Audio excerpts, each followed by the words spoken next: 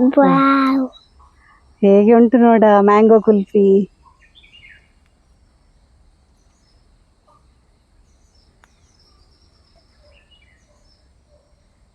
Friends ನೋಡಿ, ನಾನಿವತ್ತು mango kulfi ಮಾಡಿದ್ದೇನೆ. ತುಂಬ ಸುಲಭದಲ್ಲಿ ಇನ್ಸ್ಟೆಂಟ್ ಆಗಿ ಮಾಡ್ಕೋಬಹುದು. ಬರೀ 3 ಸಾಮಗ್ರಿ. ಹೇಗೆ ಮಾಡೋದಂತ ಹೇಳಿ ಇವತ್ತಿನ ವಿಡಿಯೋದಲ್ಲಿ ತೋರಿಸಿಕೊಡ್ತೇನೆ ಆಯಿತಾ. ಈ ಬೇಸಿಗೆ ಕಾಲಕ್ಕೆ ಹೇಳಿ ಮಾಡಿಸಿದ ಕುಲ್ಫಿ. ಮ್ಯಾಂಗೋ ಸೀಸನ್ ಬೇರೆ, ನೀವು ಕೂಡ ಮಾಡಿ.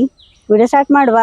ನಾನು Asha Udupa Kateel. Welcome back to Karavali Mirror. ನಾನಿವತ್ತು ಕುಲ್ಫಿ ಮಾಡಲಿಕ್ಕೆ ನೋಡಿ ಕಸ್ತೂರಿ ಮಾವಿನ ಹಣ್ಣು ತೊಗೊಂಡಿದ್ದೇನೆ. ಒಳ್ಳೆ ಹಣ್ಣಾಗಿದೆ ನೋಡಿ. ಜಾತಿಯಲ್ಲಿ ಇದನ್ನು ಕಸ್ತೂರಿ ಮಾವಿನ ಹಣ್ಣು ಅಂತ ಹೇಳ್ತಾರೆ. ಭಾರಿ ಪರಿಮಳ ಇದು, ರುಚಿ ಕೂಡ ಅಷ್ಟೇ ಇದೆ. ಕಲರ್ ನೋಡಿ ಹೇಗೆ ಉಂಟಂತೇಳಿ. ಇದನ್ನು ಕಟ್ ಮಾಡುವ. ಸಿಪ್ಪೆ ಎಲ್ಲ ಸ್ವಲ್ಪ ತೆಳುವಾಗಿ ತೆಗೆಯುವ.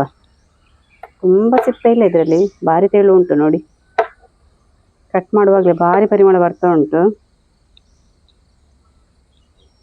ಕೆಲವು ಮಾವಿನ ಹಣ್ಣು ಹಾಗೇನಲ್ವಾ, ದೂರದಲ್ಲಿ ಎಷ್ಟು ಪರಿಮಳ ಬರ್ತದೆ ಅಂತ ಹೇಳಿದರೆ ಆ ಪರಿಮಳಕ್ಕೆ ತಿನ್ನುವ ಅಂತ ಹೇಳಿ ಆಸೆ ಆಗ್ತದೆ.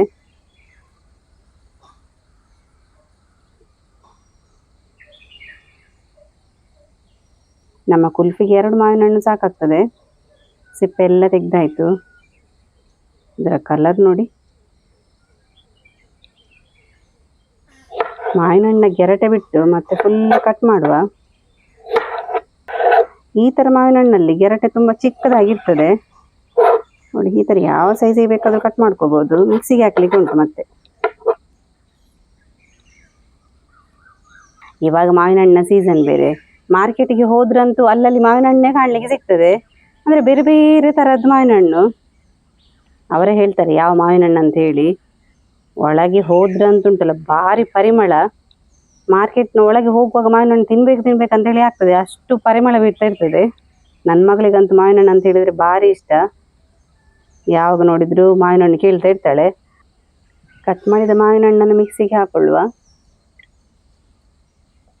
ನೀರೆಲ್ಲ ಏನು ಸೇರಿಸೋದು ಬೇಡ, ನುಣ್ಣಗೆ ರುಬ್ಬಿದ್ರೆ ಆಯಿತು. ಒಂದು ಪಾತ್ರಕ್ಕೆ 1/2 ಲೀಟರ್ ಹಾಲನ್ನು ಹಾಕೋತಾ ಇದ್ದೇನೆ. ಗಟ್ಟಿ ಹಾಲು, ಏನು ನೀರು ಸೇರಿಸೋದು ಬೇಡ. ಹಾಲನ್ನು ಚೆಂದ ಕುದಿಸಬೇಕು. ಸ್ವಲ್ಪ ದಪ್ಪ ಆಗಬೇಕು ಹಾಲು. 5 ಸ್ಪೂನ್ ಆಗುವಷ್ಟು ಸಕ್ಕರೆಯನ್ನು ಸೇರಿಸುವ. ಹಾಲು ಚೆಂದ ಕುದಿ ಬರಲಿ, ಆವಾಗ ಸ್ವಲ್ಪ ದಪ್ಪ ಆಗ್ತದೆ. ನೀರೆಲ್ಲ ಏನು ಸೇರಿಸಬಾರ್ದು. ನಮ್ಮ ಕುಲ್ಫಿಗೆಲ್ಲ ಉಂಟಲ್ಲ ದಪ್ಪ ಹಾಲಲ್ಲೇ ಮಾಡಿದರೆ ಒಳ್ಳೆ ಟೇಸ್ಟ್ ಬರುವಂಥದ್ದು ನೋಡಿ. ಈ ಥರ ದಪ್ಪ ಆಗ್ತಾ ಬಂದಾಗ ಸೈಡಲ್ಲೆಲ್ಲ ಕೆನೆ ಹಿಡಿತಾ ಬರ್ತದೆ.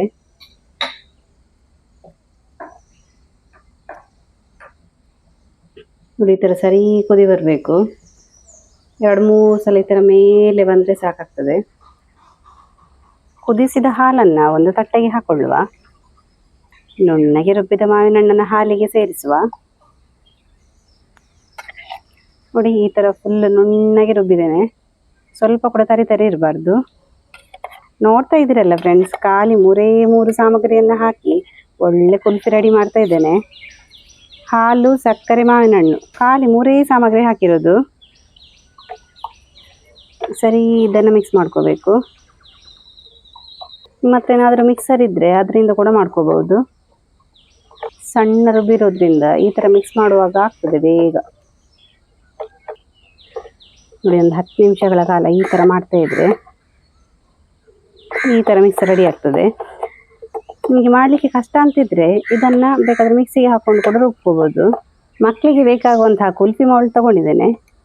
ಕಲರ್ ಇದೆ. ಕುಲ್ಫಿ ಮಿಕ್ಸರನ್ನು ಮೌಲ್ಡಿಗೆ ಹಾಕೊಳ್ಳುವ. ದೊಡ್ಡ ಗಾತ್ರದ ಕುಲ್ಫಿ ಏನಲ್ಲ, ಚಿಕ್ಕ ಸೈಜಲ್ಲಿದೆ. ಒಂದು 7 ರಿಂದ 8 ಗಂಟೆಗಳ ಕಾಲ ಫ್ರೀಸರಲ್ಲಿ ಇಟ್ಟರೆ ಒಳ್ಳೆ ಕುಲ್ಫಿ ಗಟ್ಟಿಯಾಗಿ ರೆಡಿ ಆಗ್ತದೆ. ಇನ್ನು ಮಿನಿಮಮ್ ಅಂತ ಹೇಳಿದರೆ ಕೂಡ ಒಂದು 7 ರಿಂದ 8 ಗಂಟೆಗಳ ಕಾಲ ಫ್ರೀಸ್ ಮಾಡಲಿಕ್ಕೆ ಇಡುವ ಫ್ರೀಸರಲ್ಲಿ. ಬಿಂದು ನೋಡು, ಕುಲ್ಫಿ ಗಟ್ಟಿಯಾಗಿದೆ. ನಾವು ಅವಾಗಲೇ ಇಟ್ಟಿದ್ವಲ್ಲ, ನೋಡು ಹೇಗೆ ಆಗಿದೆ ಅಂತ ಹೇಳಿ. ಹೌದಮ್ಮ. ಓಪನ್ ಮಾಡುವ ಇವಾಗ. ಆಯ್ತಮ್ಮ. ಯಾವ್ದು ಬೇಕಾ ಬಿಂದು ಇದರಲ್ಲಿ? ಗ್ರೀನ್ ತೆಗೆವಾ? ಆಯ್ತು.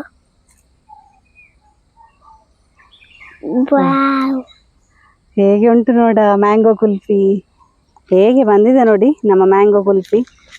ಒಳ್ಳೆ ಯೆಲ್ಲೋ ಕಲರ್ ಆಗಿ ಭಾರಿ ಚಂದ ಕಾಣ್ತಾ ಉಂಟು. ಭಾರಿ ಟೇಸ್ಟ್ ಆಯ್ತಾ ಇದು. ತಗೋ ಬಿಂದು, ತಿನ್ನಾಯ್ತಾ? ಥ್ಯಾಂಕ್ ಯು ಅಮ್ಮ. ಓಕೆ, ಇನ್ನೊಂದು ತೆಗಿಬೇಕಾ ನಾನು? ಆಯ್ತಮ್ಮ. ನೋಡಿ ಫ್ರೆಂಡ್ಸ್ ಹೇಗೆ ಬಂದಿದೆ ಅಂತ ಹೇಳಿ. ನಾನು ಕೂಡ ಒಂದು ತೆಗಿತೀನಿ ಆಯಿತಾ. ನನಗೆ ನೋಡುವಾಗಲೇ ಆಸೆ ಆಗ್ತದೆ, ನಾನು ಕೂಡ ತಿಂತೇನೆ ಆಯಿತಾ.